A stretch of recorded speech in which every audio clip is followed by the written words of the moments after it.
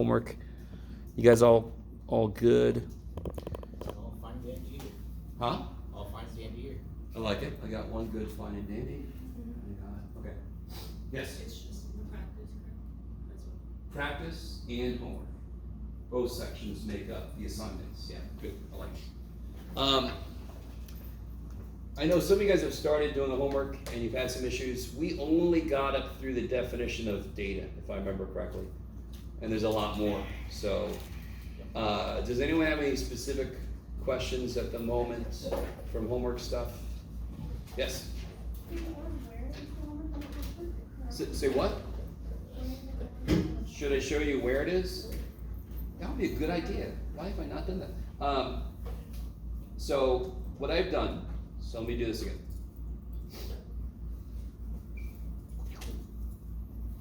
In our Canvas shell, there's a link to the textbook right here, right? Is that cool? Right here, link to the textbook. And if you click that, it opens up. Here's where you could either view it online, you could download a PDF, you could buy a print copy if you want to, yes? If you just view it online, it comes up to chapter 1 stuff, some preface stuff, yes? Go to your contents, the table of contents. Do you see the section called homework? You with me? The cake is alive. If you click that, it'll start at number 42. So the problems I've assigned are from the practice section, that's where number 1 is, and the homework section. Is that okay? So every chapter, the homework is at the end of the chapter, and the homework assignments I've given you start in the thing called practice. There's a practice, and there's a homework section. Are you guys all with me? Mm-hmm. I didn't mean for this to be excessively weird, but it is a little weird. I will give you that. So anything else about homework? How to find it? Any questions from homework? If anybody tried to start doing it? Some of you guys are like, dude, I just figured out how to find it. What do you want? Yeah. So you're fine. You're fine. You're fine. At least it's not week 3. People have done that before week 3. Hey, where's that homework you keep talking about? Shit. Okay. So, let's get back into, if there's no other general questions or specific questions, let's get back into where we left off last time. I'll kind of catch us back up to where we left off.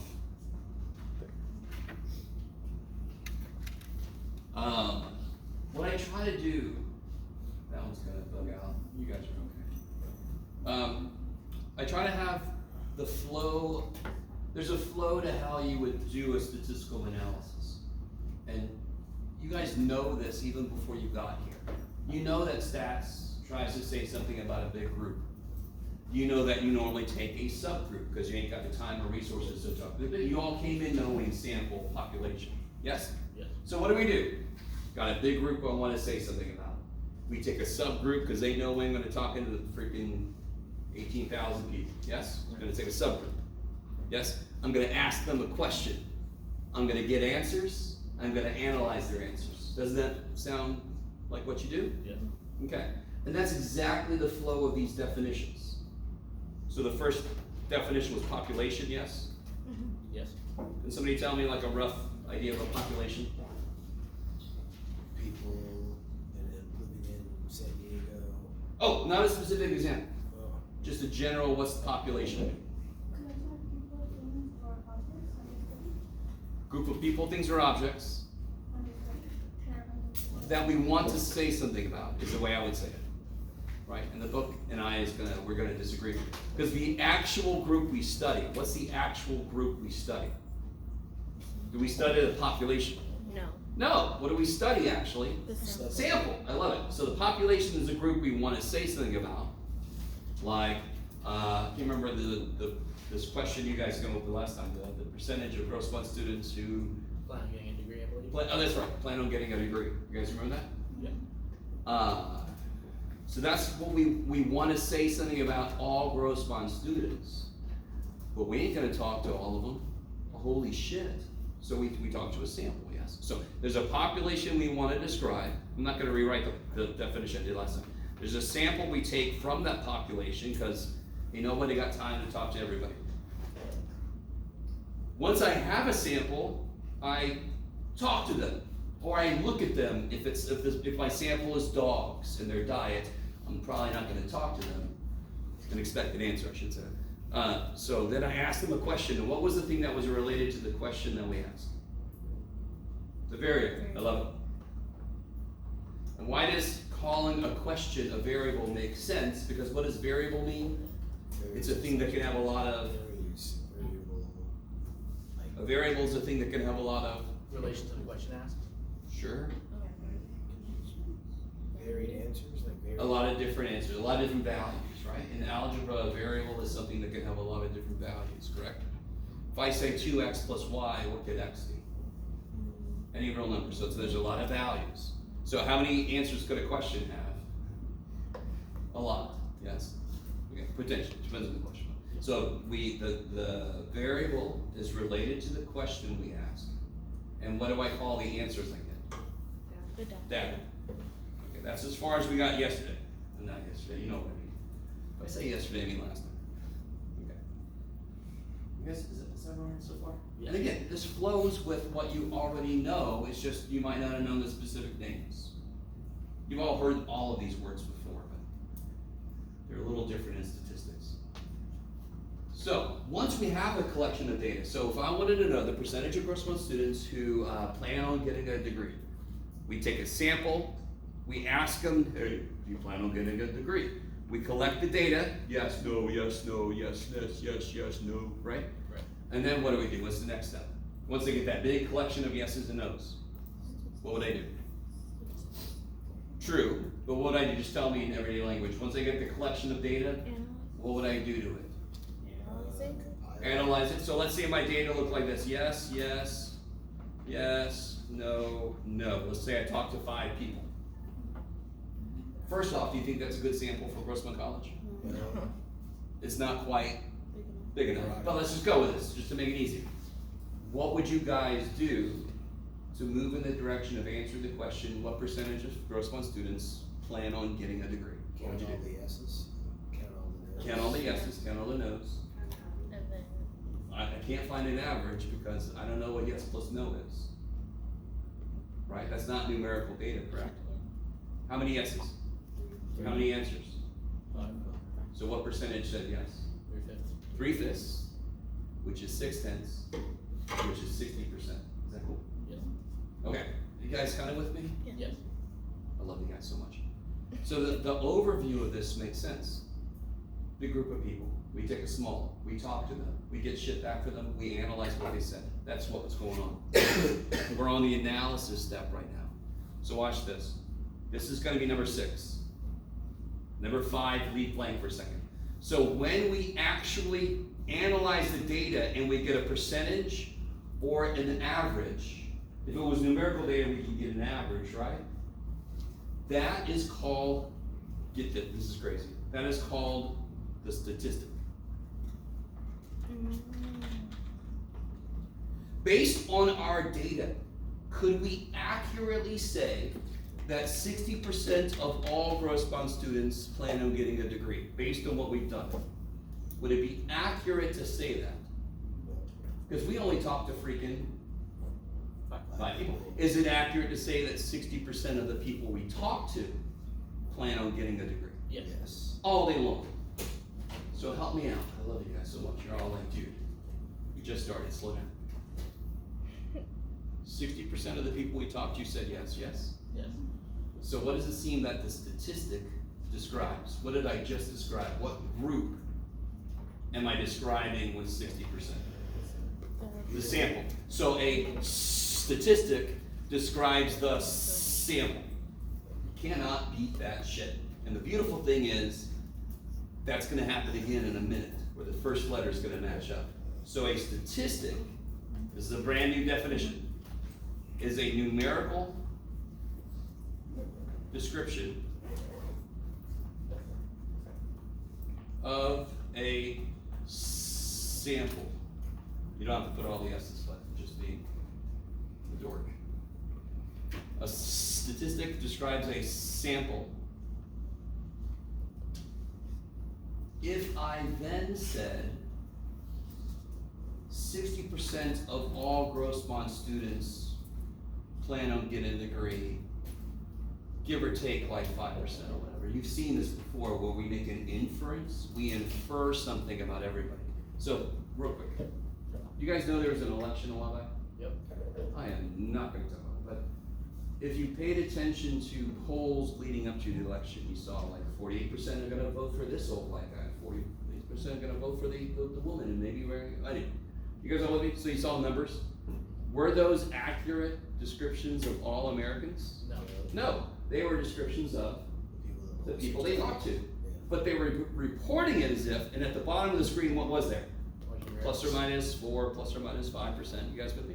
Later this semester, we're gonna figure out how to calculate that plus or minus number. Are you guys all with me?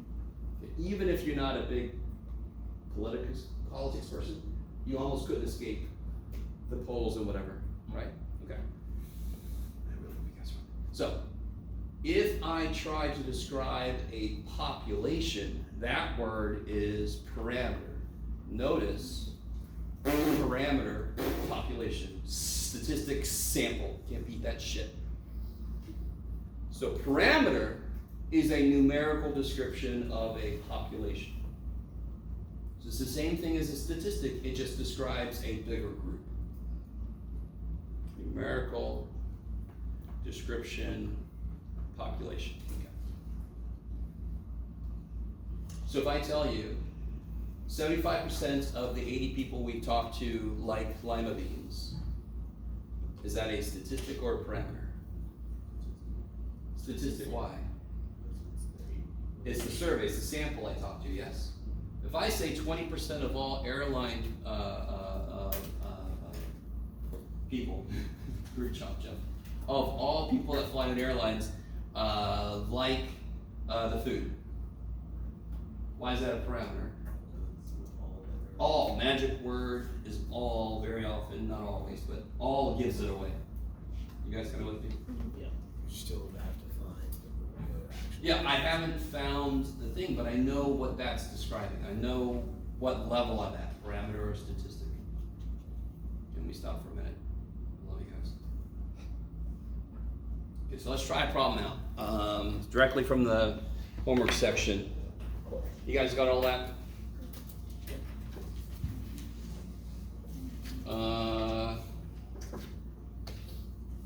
Here we go. Whoa. I can't remember which ones of these I assigned, but let's do number 44. Did I assign that one? No. Good. I don't want to do your homework for you. So read through number 44 if you can. Let me see if I can zoom in. I can. Okay.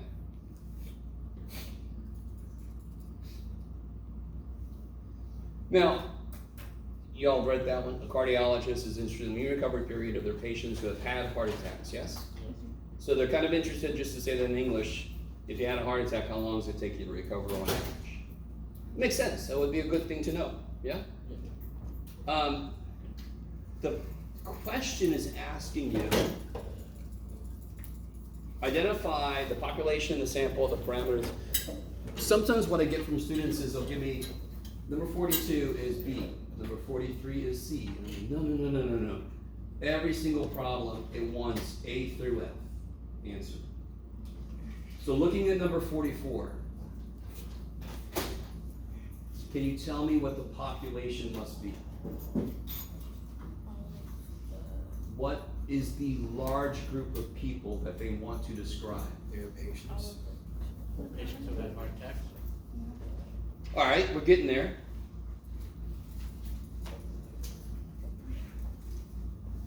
Patients, all patients?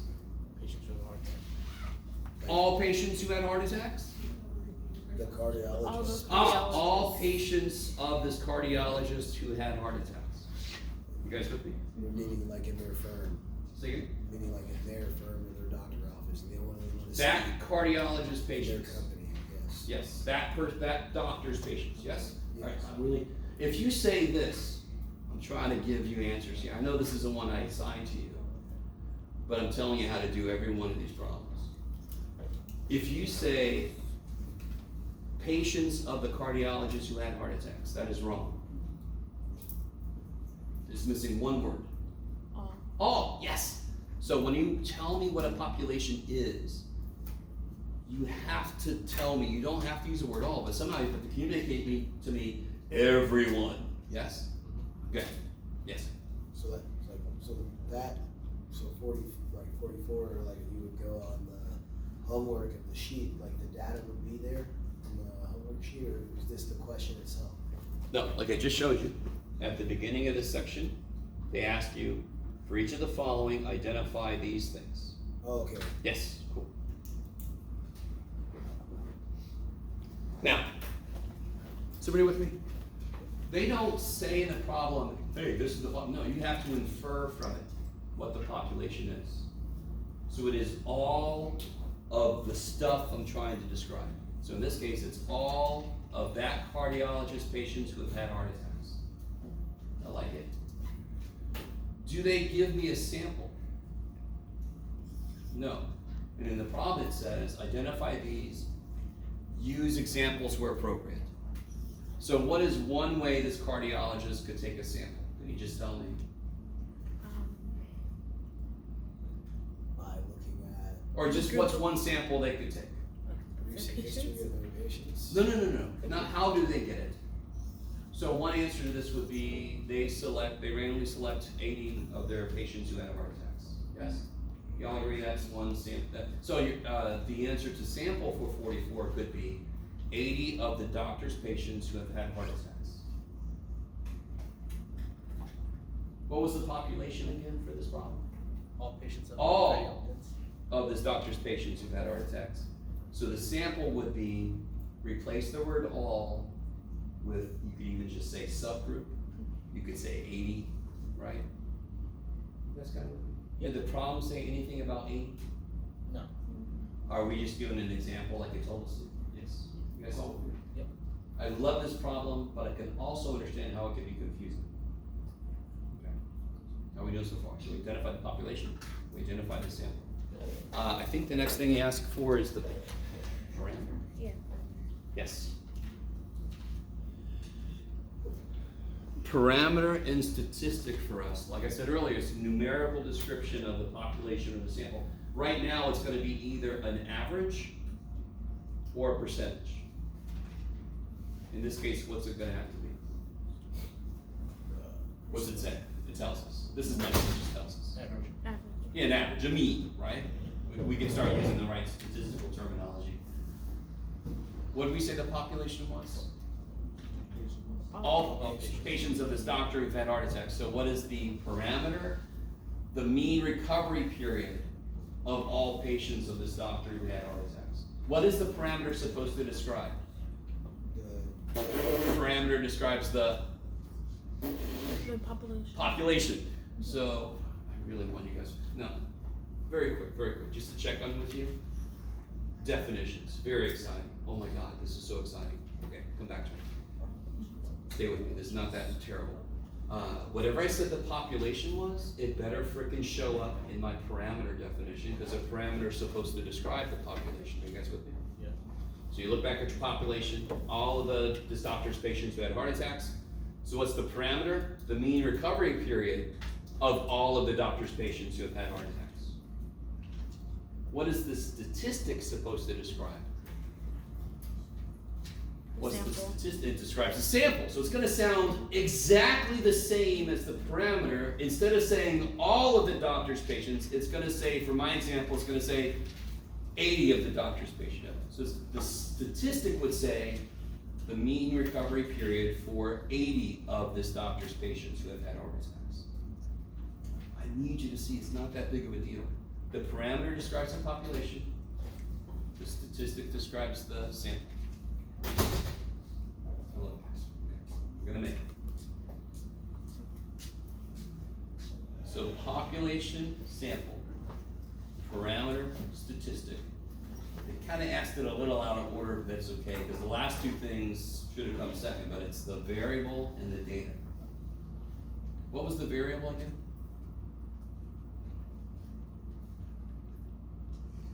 It's related to the what now? What's the variable? Good question. No, I mean, in general, the variable is related to the question I'm gonna ask. So if you had one of this doctor's patients in front of you who had a heart attack, what are you gonna ask them? What are you gonna ask that person? How long did it take you to Yes, recover? so what's the variable? The length of time it took for a patient to recover. You guys, I need you to see how this works. You can kind of guide yourself. It's not a straight up, here's the definition. No, it's just, what the shit would I do? What would I say? Well, and then you write that shit down. You can even write it in the form of a question, but it normally isn't. It's just related to the question. Okay. You stop for a minute. You guys are like, oh, statistics, it's everything I wanted it to be. Yay, okay. We need to understand these words because they're gonna pop up all the damn times. You good? No. So basically the variable would be the question that you're trying to. Yeah, the variable is related to the question you ask. So what would I ask a person? How long did it take you to recover? So what's the variable? The length of time for a patient to recover from their heart attack. How could I possibly get a mean recovery period? Wouldn't I need a list of all the recovery periods? Okay. Say again? The sample. From the sample, I would get all their answers, yeah? Okay, so the variable is the length of time it takes for a patient to recover. What would the data, I'm sorry, what? No, you're good. I was just wondering, like, when we're doing the homework, how would you want us to write it? Like, you want us to Exactly write like that. Like the length and time it took you to recover, but you would also want us to ask, like, how long did it take you to No, recover? like I said, Okay. you could write it in the form of a question, but we're not on Jeopardy. Normally, you don't write a variable in the form of a question. That's why I say it's related to it. But if you wrote a question, I'd be cool with it, because that's capturing the idea. Yeah. It literally is just, what would you ask the damn, or what would you look for? If you're trying to figure out the average length of a dog's tail, what would the variable be? The length of this dog's tail, right? That would be the variable. That's what you would want answered if you were looking at a dog. What do you want answered? The length of its freaking tail, right? Yes. Is it okay if you put like x equals or like a variable equals? Because they do that in the textbook, so that's why. Oh, sure. Yes. Yeah. Yeah? Yeah, totally. Okay. The data for all of these questions, you have to make data up. It says give examples where appropriate. So the data, what could the data be for number 44? You would say the 80, right? The 80 patients. No, that's the number in your sample. 18 days. The data would be an answer to the question. So what are some answers you could get when you ask somebody how long did it take you to recover? 6 months. 6 months, 10 days. 10 days, 3 weeks. 3 weeks, 5 minutes. 5 minutes. Did that shit, I'm done, yeah. Okay, I'm better. Thanks, guys. I really hope, I see worry in your guys' eyes. I desperately want you to see how this is not a big deal. I got a big group of people I want to talk about it. I take a subgroup, right? I ask those people a question, I get their answers, and then I calculate shit. That's population sample, variable data, parameter statistic, right? So when every single one of these problems, when you go to answer part F, I think the data, you have to just make some shit up. What are some possible answers you could get? I think that's the freakiest section of this first homework are these, because as a student, you're kind of like, I don't feel like they give me enough information. That's because this forces you to infer some things. Which of course I would like, because I'm evil, I'm a teacher. So like, how does that answer the question? So basically you would just say, you're looking at 80 of this doctor's patients, and you're asking different questions, would be the variables, would be like 6 months, No, 10 the days. data would be 6 months. Data is the answer to the question we asked. Variable is related to the question. So the variable is, how long does it take for a patient to recover from their heart attack?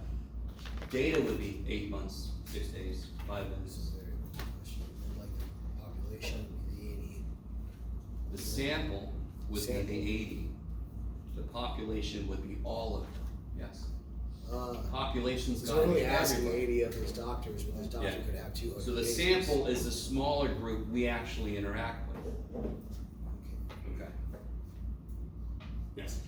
Just to make sure when you're doing the sample, you can put a random number as long as it makes sense? Or? Total. Well, yes, totally. So, in your sample, you could say a subgroup of the doctor's patients who had heart attacks. You with me? Mm-hmm. And then your answer for the statistic would be the mean recovery period of the subgroup. Or you could say 711 of the doctor's patients. And then your statistics would be the mean recovery period of 711 of the doctor. Whatever your stat is, it better refer to your sample. You with me? And I understand. It doesn't tell me what the sample was, but it wants you to figure out what the sample, an example of what it could be. Just to really make sure you understand what a sample is. Okay. The very first problem is kind of like this, but it's more specific. It actually tells you what the sample was and all kind of stuff. So it's a nice one to kind of start off with. Okay. Anything else about that? By the way, I mean, again, just to remind you, I'm going to say this a few times. Chapter 1, a lot of definitions. Section 1.3 kind of leads into section 2.2. It's got some stuff we can actually sink our teeth into, right? You're all like, is there going to be any numbers in this math class? There will be. Chapter 2. Yes? So what would the answer look like? What do you mean? For what? Like when I write it down and turn it in. For number 44? Yeah. You're going to have A is the population, all of this doctor's patients who had heart attacks. B is the sample. 80 of this doctor patient, right? You have to answer A, B, C, D, E, F. No, so just Like this. Each one has to give its own answer. Yes. Like that. Okay. And what's really neat is, Get it? I'm up here just spitting answers. I would hope to God you guys are like, yeah, give me that shit. Now I know that's not one I assigned, but it tells you exactly how to do the other problems. My God. Now, real quick, please, dear God, the minute I lose you, you have to let me know. So if you're looking around and you're like, all these other people seem to know what's going on. No, they don't. If you speak up, if you have a question, at least 12 other people have that same question. And you could be a hero if just for one day, for those people. Yes? Yes.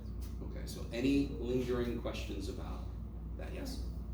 So the parameter, that is the mean recovery, or the statistic? Okay. The parameter and the statistic are both the same exact thing. Oh, The parameter, though, is talking about what group? Population. The statistic is talking about what group? So they are going to sound exactly the same, except for one thing. So in this case, the parameter was the mean recovery period of all of this doctor's patients who have had heart attacks. The statistic is the mean recovery period of 80 of this doctor's patients who had heart attacks. Don't they sound exactly the frickin' same? And they should. They're supposed to represent the exact same idea. It's just that one is talking about everybody, and the other one's talking about the subgroup. That's all.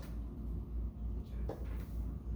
By the way, I mean, this whole semester's not gonna be like this first chapter, a lot of definitions, a lot of writing, a lot of words, I understand. If you're looking for your math, it's coming, and then you're like, okay, that's enough math, too bad you wanted it. Okay. Anything else from that? That's a big one, okay. All right. So continuing with our notes.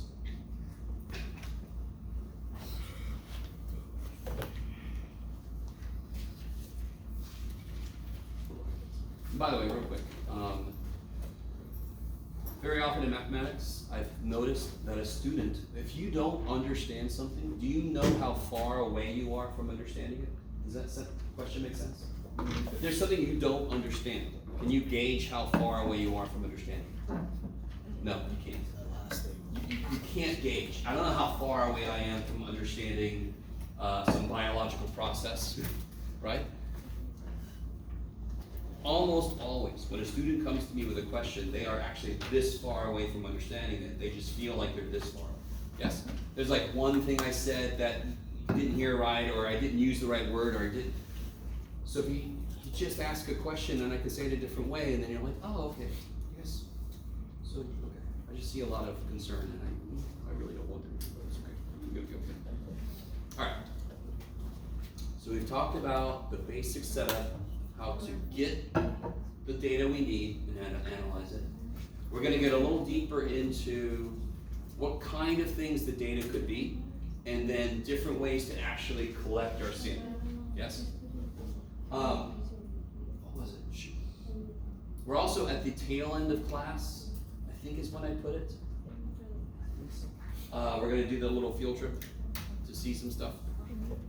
Pretty sure that's when I put it. Yeah, it must be. This class is over at 11:35. Is that right? So I think I put, yeah, okay. All right, this is good. Okay. So let's talk about a breakdown for data. So the two big ways I can break data down is I can have either qualitative data or I'm gonna have quantitative data. Jeff?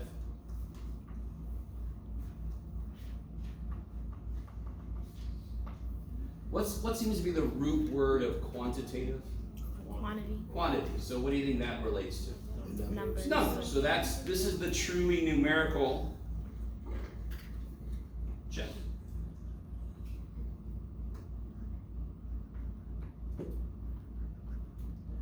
And this is non-numerical, and this is very often called categorical. So like hair colors would obviously be which one? Category. Qualitative, right? Not quantitative. Not the amount of hair on your head, but the hair color. How much gas you put in your car, which one would that be? Quantitative. That's a quantity. That's an actual number. I can do numerical stuff to it. What about your social security number? Social security, man. Qualitative. Qualitative. That's like your name in a way, yes? It's a number. What about jersey number on a football player? Qualitative. Again, that's another way I can reference the name. You with me? All right, so that's pretty straightforward. You can have data that is just categorical. It's not a quantity. I can't add, subtract. Quantitative, I can do truly numerical stuff. I can add, subtract, take the average. Okay.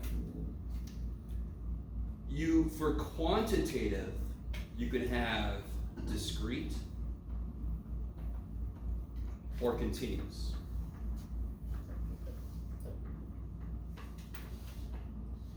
Let me ask you, in terms of mathematics, does anyone have any feel for what continuous might mean? Like pi or something? Has, Ooh, why do you say pi? Because pi is continuous, like you can't, like if you, I don't know, it's like if you give it to an AI, it'll break it, because it, Okay, it's continuous, like it never stops. yeah. Okay, so in a way that relates to this definition, I love it. Is it possible for a backpack to weigh, backpack full of stuff to weigh 1.783 kilograms? Yes. Yep. Yes, and you're all like, what country are you in, Jeff? By the way, the U.S. is the only country in the face of the earth that doesn't use metric. Go us. Okay. Continuous means you can take on any value in a continuum, meaning it could be like you can measure it more and more precisely. You see what I mean? Like a bag of sugar. If I said a bag of sugar weighs 5 pounds, do you think it weighs exactly 5 pounds? No, I put money on it weighing like 5.0173342, right? You can weigh it more precisely. You can have a bunch of decimal places and it makes sense. You guys with me? So continuous literally means it could be anything within a continuum. So a backpack, the contents of a backpack could weigh anywhere from 0 pounds, right? The contents. It's nothing in it, so it's 0, up to whatever before the backpack breaks, right? 0 up to 100 pounds or whatever. You guys with me? And it could be anything in there. Could it be 11.189999 pounds? Let me go back to pounds. Okay.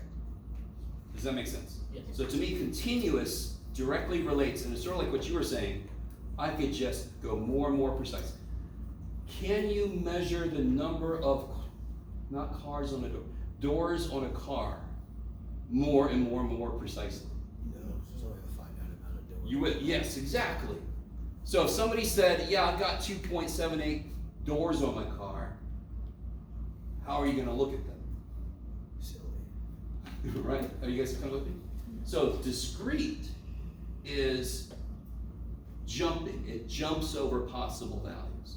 So the number of doors on your car cannot be 2.78. That doesn't make any sense. How many TVs do you have? I have 4.189 TVs. What the shit? How many kids do you have? I have 3.78. I'm not coming to your house. Who's that 0.78 kid? What does that mean? Phasing in and out of reality. I don't know. That's 78% not of the actually time he's here. statistic, though. Huh? Like when people say like, Ah, beautiful. When I take an average, then I can talk about like 2.5 kids. On average. If I have 25 people, I'm sorry, if I ask 10 people and they have 25 kids, what's the average number of kids? 2.5. Does that mean any of them has 2.5 kids? No. So the pure data, this is all about data, correct? So I haven't analyzed it yet. Discrete means it cannot be just anything. I can't measure it more and more precisely. Continuous means you can keep going decimal places and it continues to make sense. How you guys doing? So what about this? Do any of you guys have a truck that has like a half door? Have you guys ever heard of a car that has half a door? It's like, it literally is one of these little, that is called and you're like, half. oh, thanks a lot. Get in there. It's still discrete. Because sure, your car could officially be listed as having 3.5 doors, but it can't have 3.6 doors. Yes? So it can't have any value. Are you guys with me? Continuous means it could have any value from this to this. Discrete means it can only have certain values. So what about this? What about the price of gas as listed at a gas station? Is that discrete or continuous? Continuous. People think it's continuous because it has decimals.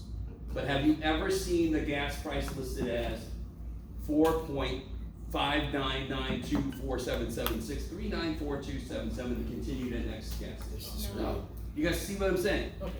So can it have decimals? Yes. Yeah. Can it be any value? Can it be more and more precise? No. And by the way, have you guys ever noticed it's actually 4.599? You ever notice that? It's always, anyway, it should just be 460. Okay. I don't know if you guys are really with me. So if I can measure it more and more precisely, more decimal places, and it continues to make sense, continues. If there's only certain values you can have it make sense, discrete. Let me stop for a minute.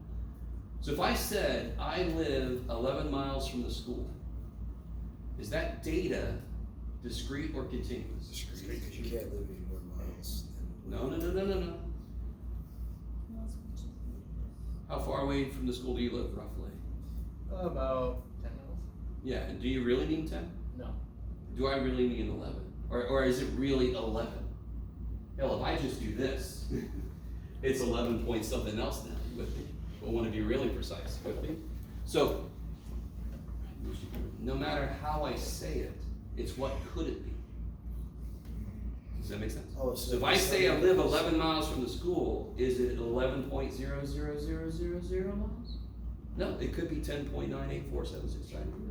You guys kind of with me? So it's not about how I say, because do we ever say that we weigh 200.783 pounds? Has anyone ever said that to you? How much do you weigh? About 200.783 pounds. Who the shit are you? But does that mean it suddenly becomes discrete? No! So discrete data is data that can only take on certain values. And that would be really weird if weight could, because then I'd be eating and all of a sudden, boom, I'll go to the next level. Yum, yum, yum, boom, oh shit. You guys kind of with me? No? Okay. Now, by the way, just so you know, just to give you a little light at the end of the tunnel, I'm going to shut up in a little bit and let you guys work on a worksheet dealing with everything we're doing today. So you're like, God, Lord, does this guy ever shut up? I do. And I will. Okay. Oh yeah, I don't have any notes. Hopefully I remember everything.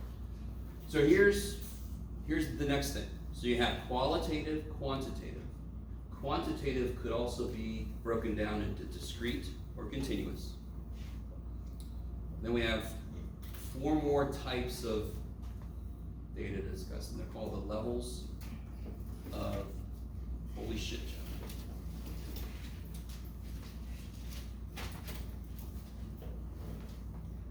Measurement. Shimo.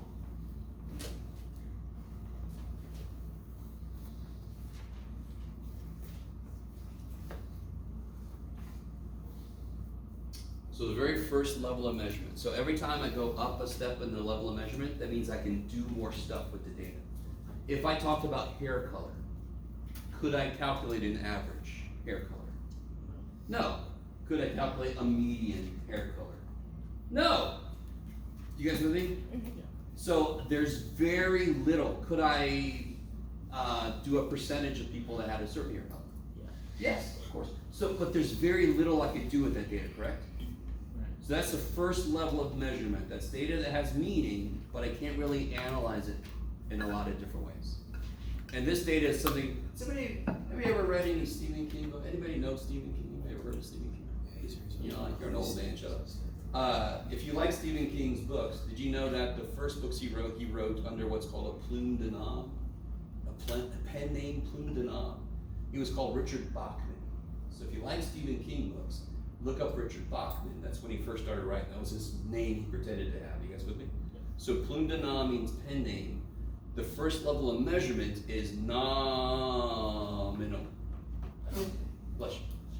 So the nominal level of measurement is name data. Color of your hair, that's a name of a category. Yes? Type of car you drive, that's a name. You with me? Okay, maybe. So this is just name data. For some reason, people see nominal and they think number. You guys see how that's definitely not nominal as name. Okay. Lowest level of measurement, you can't do much with it. Could I put hair color in alphabetical order? Could I? Does it have to be? No. So here's the second level of data. Second level of data is ordinal. I just gave it away. Order. So this is, it's name data. It's still name data, but it has an order that it wants to be in. It naturally, there's an inherent order. Jeff, watch. Learn how to spell. Leave me alone. There's an inherent order to it. Have you ever went to a restaurant and there's a little thing on the table and it says rate our service? It says excellent, good, fair, poor. Yes? So what if they said rate our service? Good, poor, excellent, fair. And you're like, what? Isn't there an order? Have you guys ever evaluated an instructor? Some of you guys are like, yeah, I want you. Give me that. It goes from strongly agree to strongly disagree, I think, yes? So what if I gave you one of those, but it went agree, neutral, strongly disagree? You see what I'm saying? Wouldn't some of you guys go, what are you trying to pull here? What's this shit? You guys with me? You're like, that's not in the right order. So aren't those just names describing how you feel? Isn't it nominal to some degree? But it's nominal data that needs to be in an order to make sense. That's ordinal. It's like going in It's like a ranking. Yeah. Yes. So a ranking data is probably ordinal data. Yes. So you had to give so many stars. 4 stars, 3 stars, 2 stars. That would be ordinal data. And that's not even a word. It's just stars. But there's an order to them, yes? Okay. Let me stop there for a minute. You guys okay so far? Comparatively, this is not that bad. These first two, which of the big Q's is it qualitative or quantitative? Most of the time for these first two. Qualitative. These are categorical things. The next two are going to be quantitative related. And I'm going to slap both of these up here at once. The third one's called interval, and the fourth one's called ratio. Mathematically, let me see if you've taken algebra anytime in your past. When I say the word interval, does that mean anything to anybody? Or even not even in algebra, just if I say an interval of time. Can somebody give me an example of an interval of time? 6 hours. 6 hours, cool. So if I started at 12 p.m., when am I going to end? So 6 hours, wait, 6 hours later? Yes, 6 p.m., yes? Yeah. So interval of time, in mathematics, don't you think of an interval as going from something up to something else, yes? 1 to 3 or whatever. Isn't there a length? What operation do I figure? If I tell you the interval of time is from 2007 to 2012, what's the length of time? 2007 to 2012. 5 years. So what's the inherent property then for interval level data? It's data that I can, what'd you just do? Measure. What'd you just do? 2007 to 2012 is how long? 5 years. What'd you just do? Subtraction. So interval data is data where subtraction makes sense.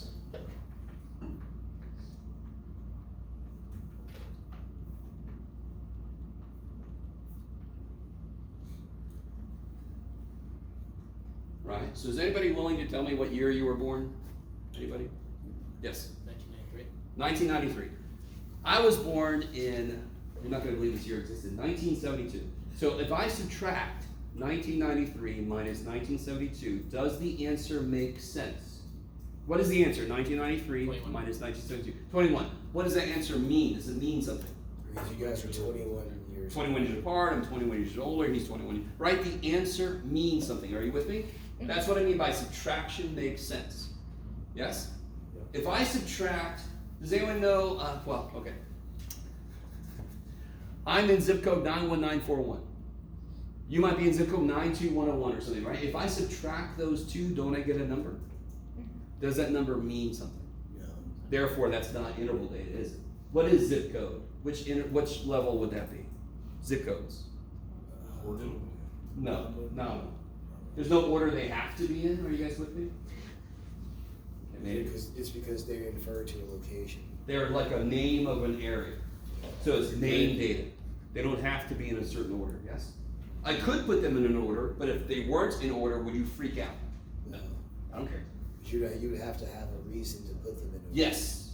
There's not an order they have to be in inherently. There's an order I can impose. How we doing so far? So, what about ratio? What operation does ratio mean in mathematics? Division. So ratio data, there's two things about ratio data. One is division makes sense. Not just can I divide, but does it make sense? So for example, if I do 1993 divided by 1972, will I get a number? Does that number mean anything? Doesn't mean a damn thing. It doesn't mean a damn thing. Yes? If yesterday was 63 degrees, what's twice as hot as that? Is 126 degrees twice as hot as that? No, holy shit, no. Right? Maybe about 80 degrees would be 20. You guys gonna be so I need you to really get that. If it was 0 degrees in Alaska, the next day is twice as hot. What's twice 0? 0. Does that mean it was 0 degrees the next day and it's twice as hot? That doesn't make any damn sense, yes? Okay, so that relates to the second requirement for ratio. 0 must mean what it's supposed to. 0 must mean the absence of. What the shit does that mean, Jeff? Dear God, make some sense. So if I said the number of woodpeckers in a tree, yes? I'm collecting data about the number of woodpeckers that are in trees. If there were 4 woodpeckers in one tree and 3 in the other one, could I subtract those? 4 minus 3 is 1. What does that mean? Does it have a meaning, a physical meaning? 1 more woodpecker in the tree, yes? Okay. If there were 4 woodpeckers in one tree and 2 in the other one, and I divide them, what do I get? You get 2 in each tree. I get 4 divided by 2 is 2. Does that have physical meaning? 4 woodpeckers in one tree, 2 woodpeckers in another one. 4 divided by 2 is 2. What does it tell me about this tree over here? It's got 2. twice as many. Yes? So division makes sense. If I put 0 down, I'm walking around looking at trees, recording how many woodpeckers, and I put the number 0 down, what does that mean? No. There were no freaking woodpeckers. So there was an absence of woodpeckers. 0 must mean what it's supposed to mean. If it is 0 degrees in Alaska, what does temperature measure? Connecticut. I love it. Oh, cheer. For most of us, what does temperature measure? That's the reality, but kinetic energy relates to the idea of temperature, yes? Of heat. How cold it is. You with me? If it's 0 degrees in Alaska, does that mean that's the absolute coldest it can get? No. I know we live in California, and you guys are like, I don't believe it is 0, but you can go negative. Of course you can't, because they put 0 in the right place on our temperature scale. No, because it doesn't mean the absence of heat. You need it colder, correct? All right, so what about this? Which level would the profit of a company be, right? Not profit, P-R-O-P-H-E-T, not like this guy that's walking around this guru. No, the P-R-O-F-I-T, the profit of a company. What level would that be? Now, real quick, if I'm asking you a question, is it nominal or ordinal? Can't you ignore that? Because profit is numbers, they're numbers. So really what I'm asking is it interval or is it ratio? Ratio. Why do you say interval? Because you're talking about profit, right? Yes. Profit's like your total amount minus expenses. Oh, I'm with you. No, just profit. Oh, So like, if somebody just said my profit was $5,000, they don't have to tell me anything else. I just know the profit was $5,000. Yes. You see what I mean? Not that I have to subtract to get to it, but if one company had $5,000 and another one had $10,000 profit, if I subtract, then the answer means something. That company made $5,000 more. But is interval the highest level it could be? No. Couldn't I divide them? 10,000 divided by 5,000 is 2. That company made twice as much. Division makes sense. What is 0? If I record my profit as 0, what does that mean? No profit. The absence of money coming in, yes? Could my profit be negative? Sure. Of course. Hell yeah. That doesn't mean it's not ratio, because 0 means what it's supposed to. 0 means the absence of money. Love you guys. All right. Oh shit! I gotta do one more series. Okay, you guys are so. Okay, I'm sorry. How you guys feel? I think I sensed that you guys were a little better with this. Got a little tricky there at the end, and I understand that. You just gotta try this out. How much have you guys worked with this yet? Barely. So don't get on your own back. Give yourself some time to live with this. All right, one last little group of stuff, and then I'm gonna shut up for a little bit. Oh, boy, child. What letter is that? Ways to create a sample. I could also have said sampling methods. That would have been awesome, but too bad.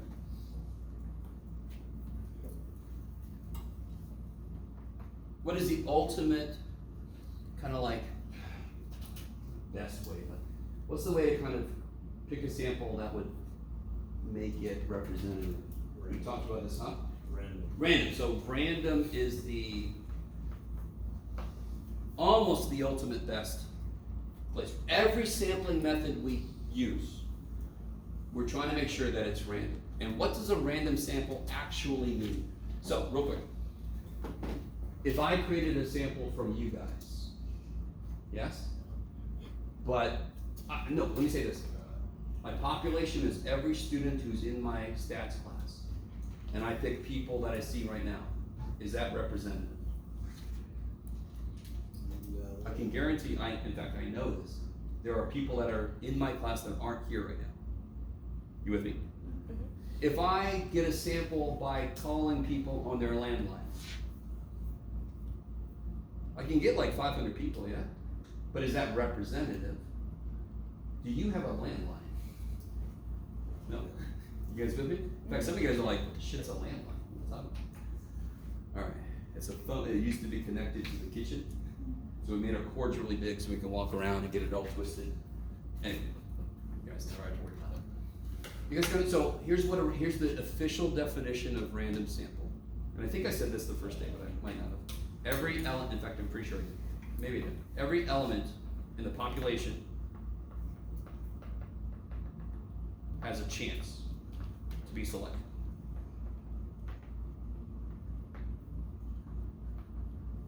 Pretty equal chance? And it should be equal chance, but I'm going to stop at a chance.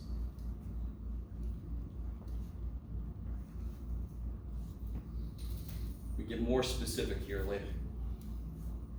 So automatically, if I want to represent my stats class and I pick from this group right now, it's not representative. It's not random because not every element in the population had a chance.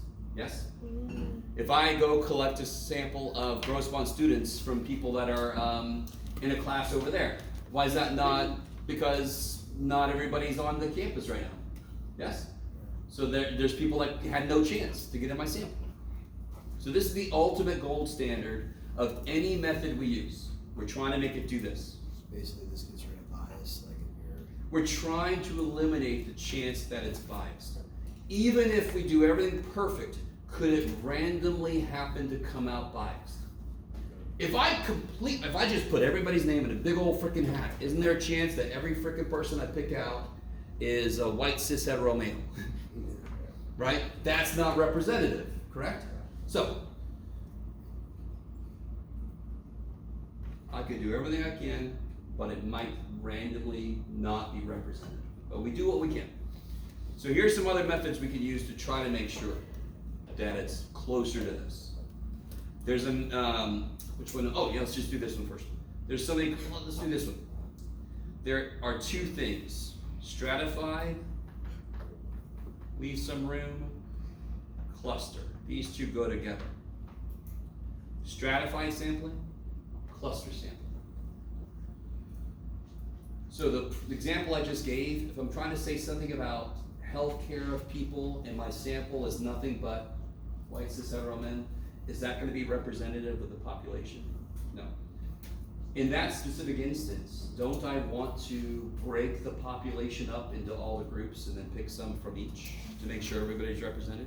If I want to say something if I want to ask people questions at a high school and I just randomly select students, isn't it possible I don't get any freshmen? When the freshmen, when they go, hey, come on. They're scared. What the shit? Exactly, they might just sit there, but that would be bad. I wouldn't get their viewpoints represented, correct?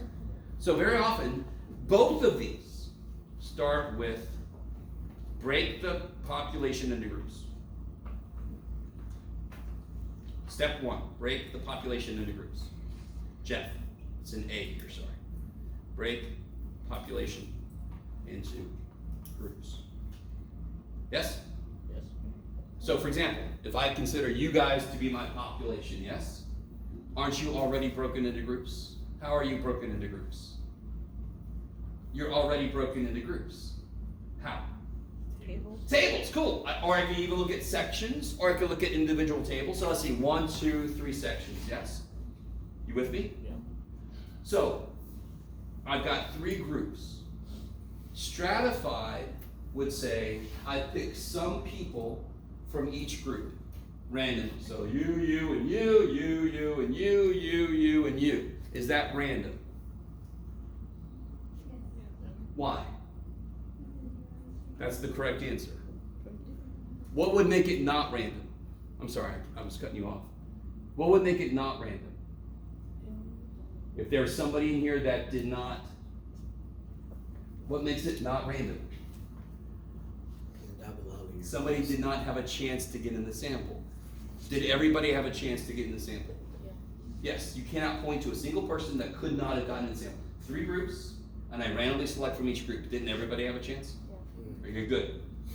So this is a good method. If you follow it correctly, you will get a random sample. Yes? So stratified, the key phrase is some from all. Sounds a little Three Musketeers, but that's right. Stratified, some from all. Cluster, same 3 groups, yes? Same 3 groups. Cluster says randomly select some groups, you and you, then take everybody from those groups. Is that random? Now what I love is, somebody over here would go, we didn't have a chance. Yeah, you did. Point to the person that did not have a chance to get in the sample. 3 groups, yes, 3 groups. And I randomly select 2 of the groups. Randomly, so I can go, you and you. Okay. Point to the person that did not have a chance to get in the sample. Are you guys in the sample now? Did you have a chance to be in the sample? You did. That is random. I need you to see that. You can't go after the fact If I take 80 gross 1 students randomly and you're like, I'm not in the sample, let's get out of here. That's still random, yes? You can't look after the fact and go, you didn't include Steve. You with me? Okay. So stratified, some from all. If you've taken any geography, it kind of says strata, various late, if you haven't more. Cluster, you guys ever eaten honey clusters in cereal? Cluster, like I want to take this group and this group, yes? Cluster is take some group, so all from some. So stratified, I take some from all groups. Cluster is I take all from some groups. Okay, maybe. So you'd be like this group of people, that group of people. Yeah, so again, 3 groups in this classroom, yes? 1 group, 2 groups, 3 groups, yes? Cluster would say randomly pick 2 of the groups and take everybody. That's the sample. Stratify would say randomly select some from every group. That's stratify. I love you guys. Very quick, what time is it? Okay. Very quick story. One time I was teaching stats. I talked about cluster method. This kid in the front row had a very visible reaction to this. And he says, that's bullshit. I was like, that is interesting. I've never, so it turns out that he had gone into Iraq. You guys realize we had a big thing with Iraq. It started way back in 2001. If you didn't know that, some of you guys might have been born after that. That freaks me out, but I'm old, so who cares?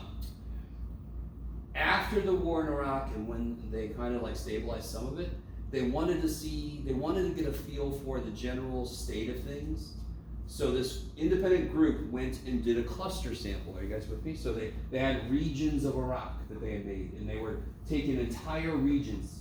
But the thing they did was, they said, oh man, I'm scared to go to this region because I've heard it's dangerous. So we're not going to include that region in what we pick. Did every region have a chance to get in the sample? No. This is an actual thing that happened. So their data said it was better than it really was because from the beginning they excluded certain regions from even being possible. You guys with me? I don't blame them. I wouldn't want to go to some regions either, but if you're going to try to accurately portray the situation, you can't exclude anybody, yes, from having a chance. Okay, maybe. Maybe? Okay. 2 more. The next one's called systematic.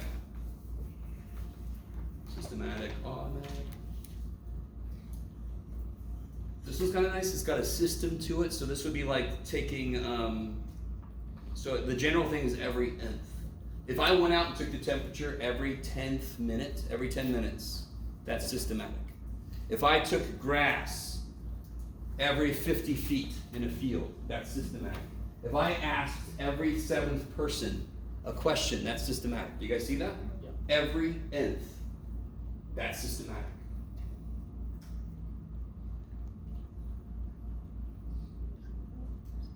And so if I took the temperature every 10 minutes, that's systematic because I'm doing it every 10 minutes. If I take every 8th gross bond student and I ask them a question, systematic. If I take every 3rd test I grade and I do an analysis, that's systematic. You guys, that's systematic. Okay. And this one is the shit one. But we got to talk about this one's the bad one. This one's called convenience. So again, are you guys all gross one students? If you weren't, that'd be weird. If I used you as a sample to represent gross one, is that not highly convenient for me? Do I have to do any work? No. You're sort of a captive audience. I could just make an assignment. You must answer the survey or we'll drop you. Yes? So that's very convenient for me. I have 100% response rate. I don't have to go around. Is it representative of gross one? No. Could you just by chance be representative of gross one? Hell yes. Is there any way I can know that? No. So convenience is you didn't even try to make it random. You didn't even. I'm asking every 3rd person as they walk out of the music store, what do they think about music? You know, that's really bad. You're not even trying to make, I mean, they're in a music store. Of course they're gonna like music. You're not even trying to make an accurate representation of the population. You guys, That one's pretty straightforward. Convenience. It's just, you didn't even try to make it random. Okay. So, let me, yes. So systematic is random. Say again? Systematic is random. Totally. By the way, I love that you said that. That's my fault. So, all right. Let's say I take every third person. You guys are my population, yes? And I take every third person. You might think that's nonsense, but the first person I pick is random. So I randomly pick somebody first. You're in my sample. No, no, yes. No, no, yes. Is that random? You cannot point to a single person that did not have a chance because I picked the first person randomly. Could I have picked you and then it would have been you, not, yes, not. Everybody had a chance, correct? Yes. Okay, kick ass. Now, dear God, I can see in your faces two things. Holy shit, this is a lot, and holy shit, shut up. So, I'm going to give you this. I want you to, let me see, how do I want to do this? Yeah, I want you to try to do some of it by yourself first, and then I'm going to have you kind of like get into some groups, okay? Somebody next to me, that's your stuff.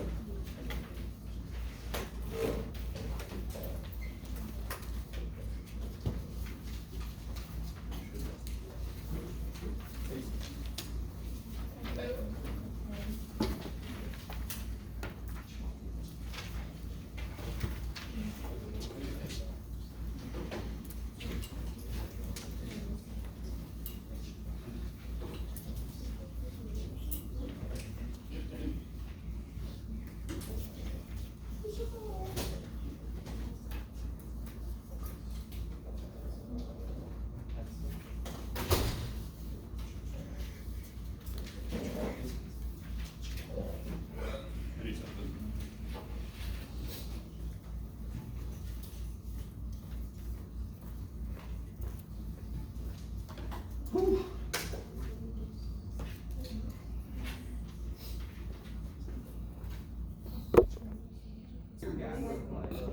All the stuff. Just so I can remember all the algebra and all the stuff that I'm trying to write. I realized I could do it with other stuff. Why can't I do it with math? Like I usually hate math because there's so much going on. So I'm like, okay, I feel like I can do like everything else. It's weird. Like I was like, okay, you need math. You do everything else, but like. All right, guys, let's take a look at this. I love the discussions happening. It's beautiful. Little tears coming out. What about number one? What type of sampling is that? Stratified. Why is it stratified? Because they took the population and they Grouped it into groups. broke it into groups. And then Took random. Some from each. I love it. So stratified is some from each, right? Some from each. Real quick, I didn't ask this, but why would they do that necessarily? You get a control, you get a. Exactly. To make sure you get a control. If you just randomly selected people, is it possible to get nothing but people that drink? Yeah. Wow. And then your research is not going to show you what you need because you need that control group. You need to see, well, I need to see people that never drank any wine or don't drink wine. I need to see if they get the similar occurrence of cancer. Yes. Why is there a different number of people in each group, like 91, 82? Kick ass. Is anyone concerned about that? That's a beautiful thing to notice. They don't have to be the exact same number. We actually generally try to pick something proportional. So real quick, going back to my high school example. If there were 500 freshmen and 100 seniors, and I took 10 people from each, why would somebody be upset about that? Because it's not really representative of the freshmen. You guys see what I'm saying? So very often what we really want to do with it doesn't have to be. But to really make it really better, we try to do proportional sampling. You guys with me? So that could be because of the proportion of the people in the groups in general. Are you guys, does it make sense? Or it could just be because that's how many they picked. So there's no requirement that there be equal amounts in each group. Okay. That would not throw anything off. What you really want is proportional sampling in each group. So this is very much stratified because they broke into groups Took some from each group. Yes? I'm sorry, I kind of blinked out. So, wait, how is it proportional again? Oh, no. Sorry. I didn't say this was. I just say in general, that's what you're really trying to go for is proportional sampling, but you don't even really need that. Okay. It just makes it more fair and makes it more representative, yeah. That's even if it's just random, right? You don't have to have proportional for random. Oh, if you're just doing pure random, Yeah. there's no proportionality to Okay. consider, yeah. Okay. Now later this semester, we're gonna talk about how big of a sample should you take. Obviously, if I wanted to represent Grossman and I use 5 students, I don't have to know anything to know that's not enough, yes? Well, what gets interesting is, well then what exactly is enough then? You guys with me? Mm-hmm. Okay, so later this semester we'll talk about that. Little teaser. By the way, whenever I say why on this kind of problems, that's the most important part. Even if you get the answer right, but you don't explain why, you're gonna lose at least half the points. The why is almost the most important part. What's the sample? I'm really curious how you guys answered this question. What is the sample? 261 people. I love it. So one beautiful way to say it is 261. Sorry, I broke it. People who drink or don't drink, and From everywhere. no, from the Ecuador study research. Good. So I would say 261 Ecuadorians, or people from Ecuador. Yes. That's the sample. Are you guys with me? So you should add it, all. You don't have to. You could have said 91 heavy drinking, 82 light drinking, and 80 people who drink from Ecuador. Because I just put sample light drinkers, heavy drinkers, and non-drinkers. Is that too You have to be a simple? little more specific. Okay. Yeah. Especially because the problem was specific with us. So what's the population then? All 261 people. No, that's the All sample. Ecuadorians. We all Yeah, light the beautiful drinkers. thing is, if you know the sample, you can almost always just replace the number with the word all. If the sample's 261 Ecuadorians, where did I pick them from? All Ecuadorians. I love it. And I just like to say Ecuadorians, so I'm just gonna keep doing it. Is there anybody from Ecuador here? I think that's how you say it, Ecuadorian. Okay. By the way, real quick, there was a group that was debating about whether they should put all Ecuadorians with stomach cancer, right? But two things, that wasn't identified in how they picked people. Plus, if I'm trying to discover the link, I need people that don't have stomach cancer so I can see the rate of occurrence of it, given that you drink or don't. Okay. I didn't want to get that deep into it though, but if they find that the percentage of stomach cancer occurrences in their sample was 3%, is that a statistic or a parameter? Why? Describes the sample. Now, very often I'll ask this exact question and somebody's gonna say it's a statistic because it's a percentage. Is that good enough? No, because a parameter could be a percentage also. So what's the distinguishing quality? Describes a sample. How do you remember that? Statistic. Describe a sample. Okay. What do you guys think? There's actually at least 2 answers I would accept here, maybe 3 depending on how you argue it. The most surface level thing, why do they give you a number at the deli? Ordinal. So who said ordinal? Anybody? You guys? That's beautiful. That's You're in line. Ordinal because it keeps you in order. So you don't get somebody upset, you know, I think give it up to me. So, ordinal keeps the order. Did anybody say anything else? Yes? I was wondering, because you could add or subtract and divide or multiply, and it would still make sense. Like Give me your a slice is division smaller. problem that would make sense. Your number 40 in line, someone's number 20 over 40, he's half as far down the line. That's a stretch. What does 0 mean? You're talking to the register. No, you're number 11. You're number 11, and you're talking to register, but that doesn't 0 wouldn't mean anything. That's a stretch, but I might be okay with the way you described it. Now, could you tell how far you are from getting to the register? If I'm holding 10 and they just called 7, Yeah. You can subtract that. Then- take 3 away. 8, 9, I can do 10 minutes. I got 3 people to wait for, yes? Until it's my turn. You guys with me? So I could see somebody arguing interval. Right? But the mistake with that is, for example, Panera used to give numbers out, and I don't think they do anymore, but it gave me 157, and I kind of geeked out about that because that was half of 314, which is like high. And then the next person got 8. So they weren't using the numbers, they were like names, but they still were keeping us in order. You guys see what I'm saying? So if I subtracted those, I'm like, holy shit! No, I don't have that much time to wait. It's fine. You guys see what I'm saying? But I would accept either one of these, the way you explained the interval one, perfect. You can subtract to see how far you gotta wait. Yes? This one, though, is only one answer. And the mistake people make is they focus on the percentages. That's what I did to the data. What's the actual data? The Blonde, bald, brunette, bald. So what is that? blonde. That's nominal. That's hair color. I love it. So don't look at what I did with the data. Look at the data. The data here is names of hair colors, yes? So this is nominal data.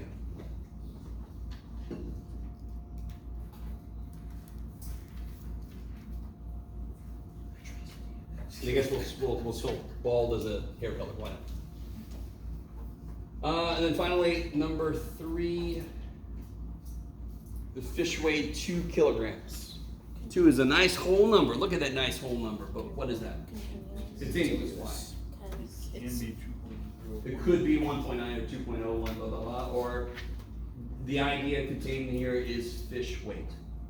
Any fish's weight could be any number of decimals and still make sense.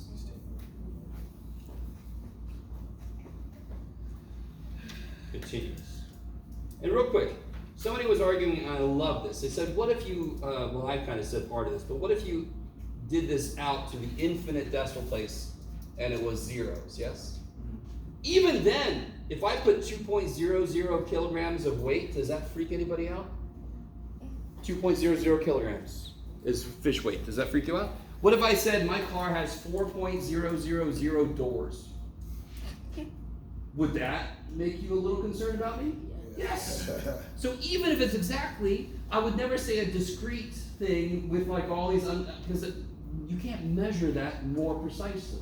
But if I put 2.000, nobody's gonna, that's fine. It's still technically continuous. Yes, because those decimals still mean something. Yes.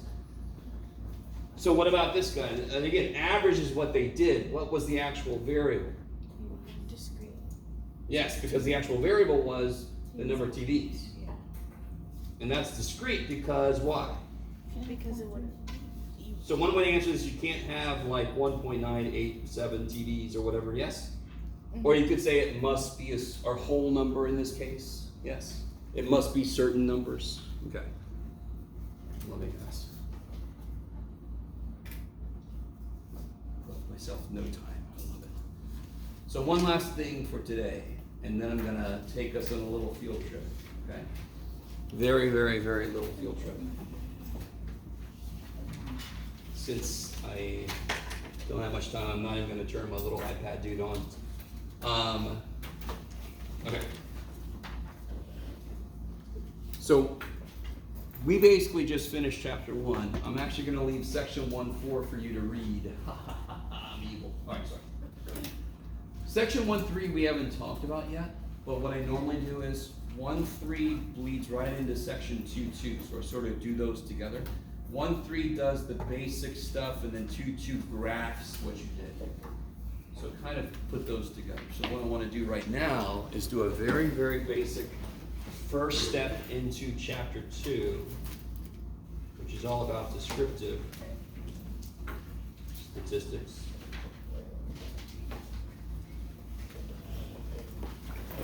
And at the beginning of descriptive statistics, it's when I gather data, how can I represent that visually? Right? So later chapters are going to be inferential statistics, which is when I start to infer things about a whole population from a sample I took. This is just, once I get some data, can I make a picture out of it? Can I show it to somebody? And the most basic picture you can make from data is called a stem and leaf plot. It's not the name I made up, it's the name. Later, we're going to talk about box and whisker plots. Not later today, later in the semester. So let me give us some data, and I'm going to be really nice about this data. By the way, next time I'm going to bring a bunch of calculators. We're going to start looking at what the calculator can do for us. It costs a lot of freaking money. It better do a lot of shit for us. So next time we'll get into that. But today I'm going to do one thing. I'm going to give us data in order. That's going to make this a lot easier.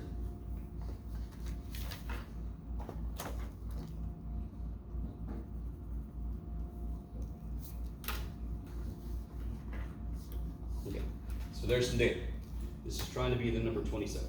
Okay. This is ages of people at a bus stop, whatever this represents. So one of the most basic, quick visuals of data I can create is the stem and leaf plot. And you're all like, what the shit is that? Do I make a little tree and hang my little numbers off? No. Do you all agree that there's, aren't there some teenagers? People in the 20s, people in the 40s, right? So there's a natural first digit, 1, 2. Is anybody in the 30s? I'm sorry, in my data. Oh. I love it. You're like, can I go to the bus stop? No. I love that. But still, there could have been, yes? So from my data, I'm going to put my stems are 1, 2, 3, 4. The leaves are just the second digits off of those. So what could come after 1? What comes after 1? 2. 2. 7. 8. What comes after 2? 1, 2, 2, 5, 7. What comes after 3? Nothing. What comes after 4? 1, 2, none. Now you guys are out there saying, this is way too easy, Jeff. What the shit are you doing to me? Now, of course, sometimes I'm going to give you the data out of order. So you got to first put it in order. That's pretty basic, yes. Now, if you turn your head like this, I know you guys have seen bar graphs. In fact, Jeff, you could just do this. Ooh, so then you can imagine this is a bar graph, yes? You guys see what I mean? You don't draw the lines in there, but you can. So I could see very quickly where the data seems to be clustering. Where's the data clustering? Teens and 20s, yes? I also can see the empty spots, which tells me outliers. Who are the outliers? 30. Well, who are the outliers? These guys, because they're separated from where the data seems to be clustered, yes? So this could be a certain time of day, and somebody's doing an analysis of the ages of people at these bus stops just to make sure they have enough protection and all, whatever. You with me? Now, there's one thing that's missing. If you gave me this as the answer to a question, I would take points off. Not before I told you. So the one thing that's missing is I want to know how to read this. Because very quickly, don't do this, but if my data would have been weights of sugar packets, don't do this. You see how I'm putting little points? So now it's 1.2, 1.7. Are you guys with me? Mm-hmm. Yeah. My stem and leaf would have looked exactly the same. Are you guys with me? Yeah. You guys with me? So what's missing is a key. So pretend like I didn't put those decimals. Damn you, Jeff. For you guys, what does this mean? 1 line 2. What does it mean? What does 1 line 2 mean? How old is that person? 12. Thank you. So that you just write once. Then that tells everybody how to read your frickin' stem and leaf plot. For me, what am I going to put my key? There. Now everybody in the universe knows how to read my stem and leaf plot, yes? For me, what does this 2 mean? 2.2. For you, what does it mean? 22. Okay, so stem and leaf plot, crazy nice. Pretty simple. Okay. All right. So you would have to do it for each one. You just have to put it for that one so people can read it. Yeah, so we're going to do a couple more examples next time because figuring out what a stem is could get a little tricky for data that's bigger, you know? We'll do some more examples next time. Before this, we were trying to create a chart should just be reading myself instead, I think. So real quick, so right now, we got up through section 2.1.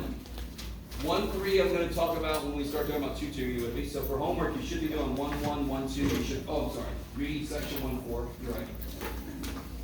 I did say that. I just don't do that all the time, I forget what I do. For right now, pack up.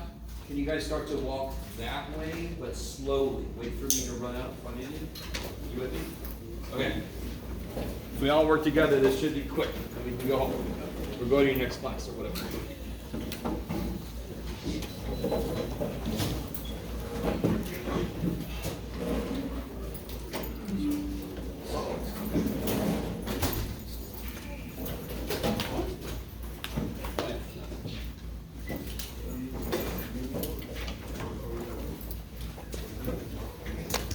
Do you take attendance? No. Sorry, I normally don't.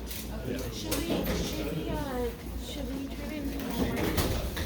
Oh, sweet, yes. I should have said something at the beginning of class, just put it up here on the desk.